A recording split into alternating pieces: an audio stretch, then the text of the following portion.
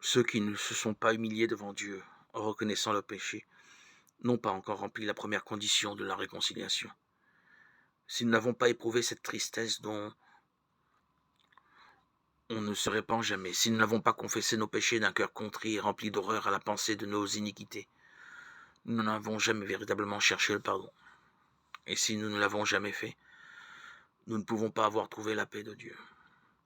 L'unique raison pour laquelle nous n'avons pas le pardon de nos péchés passés, c'est que nous ne voulons pas nous humilier et nous conformer aux conditions de la parole de vérité. Des directives expresses nous sont données à ce sujet. La confession des péchés, qu'elle soit publique ou particulière, doit être franche et cordiale. Il ne faut pas qu'elle soit faite d'un air détaché et à la légère, ni imposée à des personnes qui n'ont pas encore appris à haïr le péché.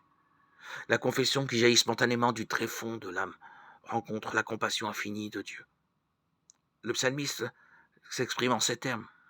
L'Éternel est près de ceux qui ont le cœur brisé, et il sauve ceux qui ont l'esprit dans l'abattement. Psaume 34, 19.